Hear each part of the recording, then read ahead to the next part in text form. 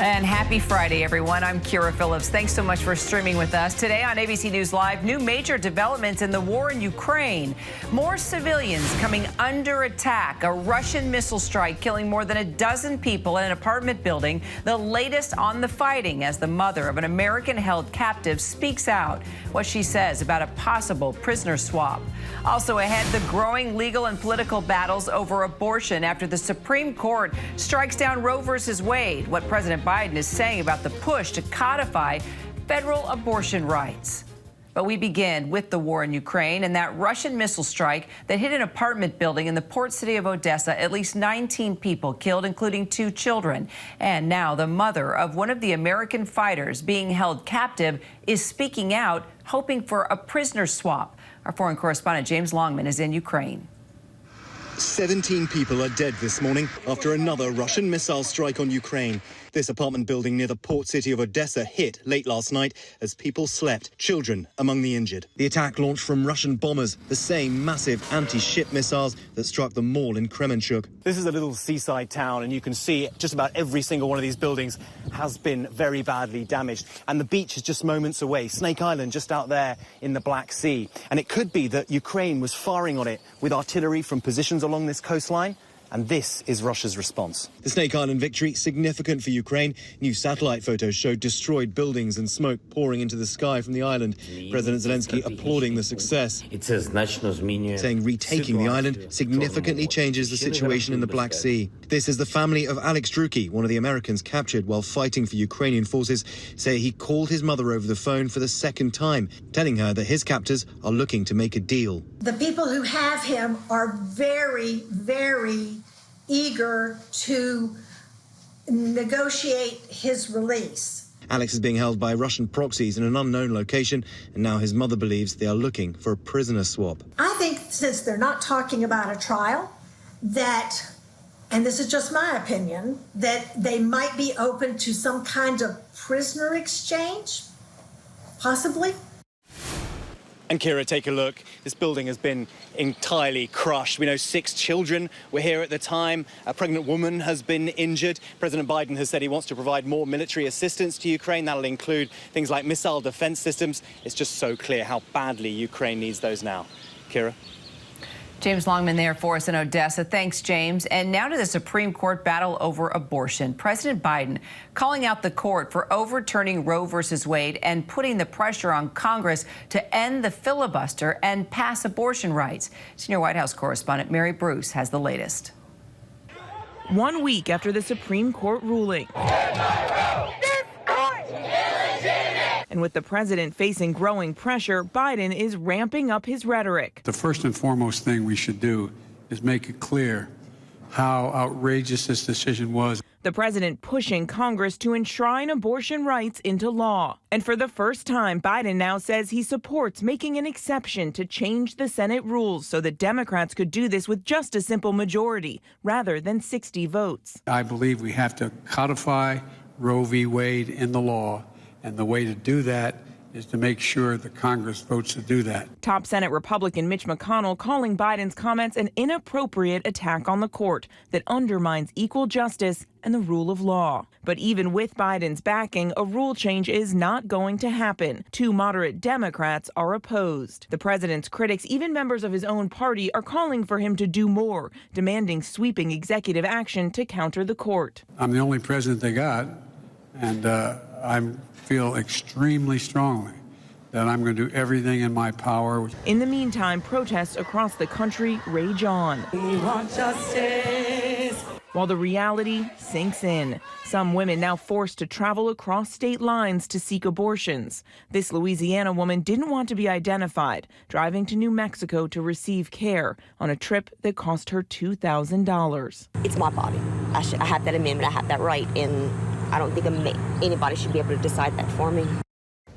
Now, in at least 12 states, nearly all abortion services have now stopped. That is down from 13 after a judge temporarily blocked Kentucky's near total ban on abortions. And in Florida, a judge there temporarily blocking that state's 15-week abortion ban. But the Republican Governor Ron DeSantis there does plan to appeal. Kira.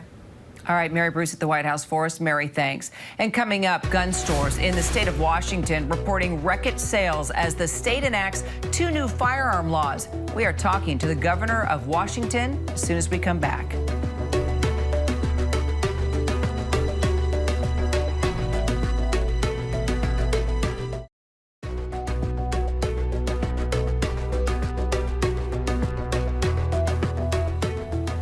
Well, as our country is still grieving from the recent mass shootings while debating access and rights to guns, today, gun stores in the state of Washington are reporting record sales as the state prepares to enact 2 new firearm laws. The first law bans high-capacity magazines, which limits the maximum ammunition capacity to 10 rounds. This law prohibits the manufacturing, importing, distribution, and selling of large-capacity magazines. The second law going into effect regulates the manufacturing, assembling, selling, and purchasing of untraceable firearms. We know that as ghost guns.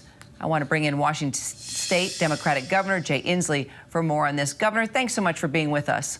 Good morning. Hey, good morning.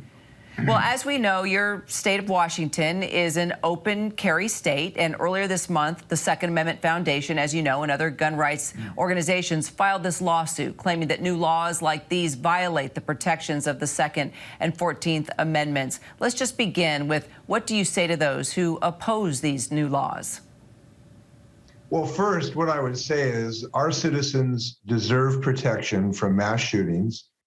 They deserve protection from being assaulted with guns that are not traceable.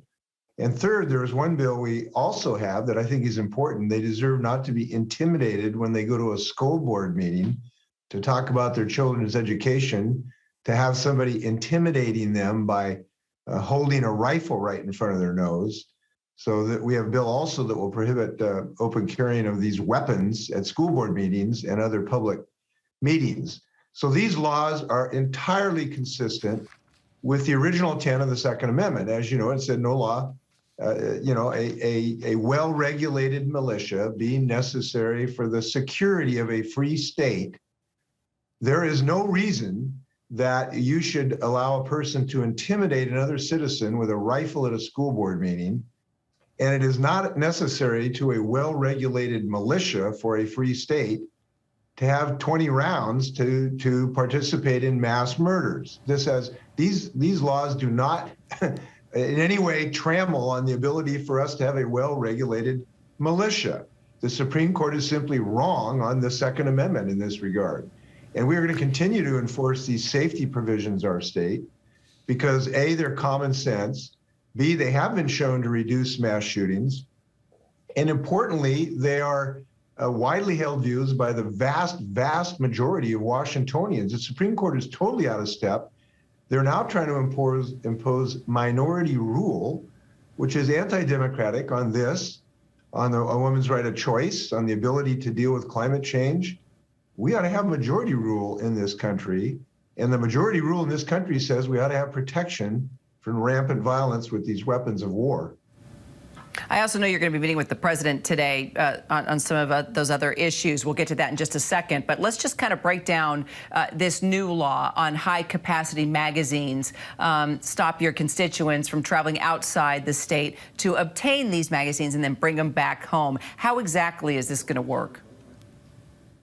Well, it's on the books. It's a law. It'll work like every law we have.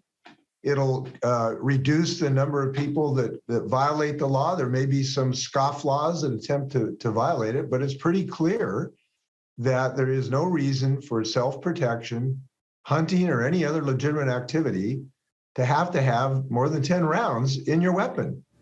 Unless people are being assaulted by the 10th Battalion in their home, you don't need more than 10 bullets in your gun to provide protection for yourself or your family. They have one purpose. These are weapons of war. They were designed to kill dozens of people in seconds, and that is the only purpose they're only manufactured for, and that is not a legitimate purpose. We've seen too many mass murders. AR-15s are now becoming the iconic sort of totemic weapon to demonstrate your insanity. And that's got to stop. And our people want protection against that. Now, I have to tell you that all of this is at risk because the Supreme Court has this maniacal belief that the only thing that, if it wasn't on the books on the day the Second Amendment came in, we're not going to force it. That's nuts. There weren't assault weapons in existence at that time. Of course there weren't laws against it. There weren't drones that can drop grenades either, but we ought to be able to regulate those things. All right, and finally, you mentioned you're about overturning Roe versus Wade, and today you and several other governors are set to meet virtually with President Biden to discuss efforts to protect access to reproductive health care. Tell me what you hope will come out of this meeting. What exactly you're going to say to the president? First, going to thank him for agreeing to get rid of the filibusters so we can pass a national protection, and we'll share all our ideas to protect sanctuary states. Our state is a sanctuary state. We're going to ask the federal government to partner with us to protect women who do come here for this very important personal right. Governor Jay Inslee, appreciate you so much for your time today. Thank you. Coming up, it's Disability Pride Month, and we begin with a sign of the times. Get ready to be inspired by deaf model, actor, and activist Niall DeMarco. Coming up soon on ABC News Live, Kira interviews me about my new book. That's right. Is it the perfect interview? Yeah. Perfect. There you go. Can't wait to see you. Coming up soon on ABC News Live.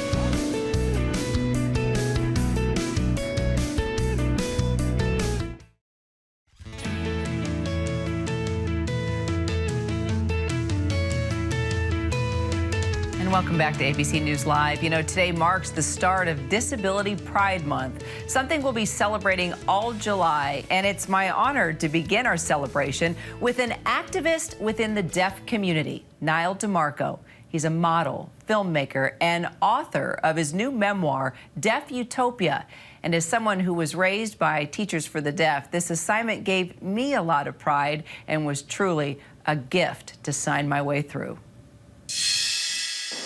Have you achieved Deaf Utopia? If breaking barriers and shattering stereotypes equals everything perfect. Congratulations, Niall. You are America's Next Top Model. Niall DeMarco has nailed it. I remember when I first won America's Next Top Model, my mom actually ran backstage and she came on set and immediately I said, I want to change the world. Coda. Within a changing industry. This is our moment. It's a sign of the times. Was the Oscars a watershed moment? Truly. But what most people don't realize is that along with Coda, we had something from our community represented in 5 different categories. And now a new book revealing his roots in representing deaf culture, his love letter to a way of life. How many times do hearing people say to you, deafness, it's a disability, and you say, no, no, no, deafness, it's a culture? Absolutely, absolutely. So many times hearing people will question whether or not we have a culture. They're hesitant to believe that it even exists, but in fact, we have a language, which means we have culture. I do hope that this book provides a little bit more insight to those people and that they see that my upbringing. 4 generations of Italian deaf dinners, drive, and determination. Mom, you knew you had to be an advocate. Why? Well, because of my parents. I'm gonna cry, sorry. So because of my parents, they went to an oral school growing up. They weren't allowed to use sign language. And I decided when I had kids, their language, their right to have language is American Sign Language. She taught us, you know, that there was no glass ceiling, that we could do whatever we wanted. And it didn't matter if we could hear or not. Here we are, Gallaudet Theater. It feels good. It feels good. Life lessons Niall took to his alma mater, Gallaudet, the famed University for the Deaf in Washington, D.C., setting the stage for an award-winning career while inspiring younger deaf dreamers to be the change. If someone had told me 5 years ago that I would have won 2 different reality TV shows, that I would have produced 2 different docuseries on Netflix, that one of those would be nominated for an Oscar and that I would be writing a book, I would absolutely say it was impossible. Deaf utopia. I'm achieving it. I think slowly and bit by bit, but I'll never be satisfied. I'm insatiable and I always want more. And not long after his book came out, I caught up with Niall here in studio on his newest projects, along with his interpreter, Gray Van Pelt. It's incredible to see you again. Thank you for having me back. Well, of course, I signed with you in the piece, but this will go a lot faster. You won't have to wait on how much I need to practice with my sign language. So we'll keep the conversation going. No problem. You know, I love to sign with you. No, likewise, likewise. So the last time we were together, we were talking about your book. It's now a New York Times bestseller. How has this opened up the door for more opportunities when it comes to deaf advocacy? You know, I mean, first of all, I am mind blown that it was a bestseller. I could have never possibly imagined that when we went to publish it. You know, it's easy to think that people weren't interested in my stories, but to find out that so many people are hungry for more really confirms the need that we have right now for more deaf writers, for more deaf people producing and telling their stories. Ironically, during the same time that I published my book, 2 other deaf writers published theirs. And it's thrilling to see that time is really shifting and it very much feels like our moment. But we're really looking for more doors to be open, and I'm hoping that these 3 books are the momentum that really pushes that movement forward. Okay, you always look for a unique door to open, because now you're producing a series on deaf punk. Okay, what is deaf punk? And I love the sign, by the way. Deaf punk, because you get the mohawk in there. Exactly. It's very cool. Yeah, it's pretty rad. But funny, you know, in history when this actually happened, many people within our own community didn't know, right? In college, you know, in reading deaf history, I had a chance to learn about this story. This was often passed down through tradition about a deaf club in San Francisco that would host punk bands essentially to play there as a venue, which was incredible. They would have these really loud rock and roll groups in a place where most of the people couldn't hear them. For us, a deaf club is more of a self-help center, right? Where you can find resources and networking and where you can sort of collaborate within your community. But to be able to use this as a venue for 18 months really became essentially a mini Studio 54. So many famous performers and bands had a chance to come in. Celebrities flew in for it. And so many of the stories that had come out during that time are incredible and really speak more to the movements that were going on at the time. I'm so excited. I'm thrilled to be able to tell this story, and especially to be able to do it with Morgan Freeman's production company. It's just amazing. You know, hearing people have asked me for so many years, because, you know, my parents were teachers for the deaf, you know, how do deaf people appreciate music? How do they dance? How do they understand it? And I always have to explain the vibration, the feeling. You enjoy music just as much as we do. Absolutely, absolutely. Deaf people do have our own relationship and our own feeling with music. We have a heightened sensitivity to it, right? I mean, we've lost one sense and essentially gained a heightened sensitivity in all the others. So being able to be in tune with the vibrations and also understand music on a much deeper level. Funny enough, my twin brother, who is deaf as well, is also a DJ. Yeah. And he's done that by learning to practice and to really perfect and hone his craft. You know, I'm excited to be able to tell the story of deaf punk because I think this is breaking the mold of what we've seen on TV and in film historically. When we see content about deaf people, it's often focused on their inability to hear and understand music. But if instead we reclaim this, right, and we tell the world deaf people can actually really enjoy music. Deaf punk during the 1970s, you know, it was a lot about the vibrations and was a lot about what was happening sort of within the world of music, right? And this became such an incredible microcosm for the genre to really explode. I'm thrilled. Talking about reclaiming deaf culture, you're working on another limited series, Deaf President Now. Let's go back to 1988, Gallaudet University, where you graduated from. We actually found a piece we did here on ABC. Nightline did a whole in-depth report on it, on this protest. Take us back and why this moment in time was so important for the deaf and for Gallaudet University. Oof.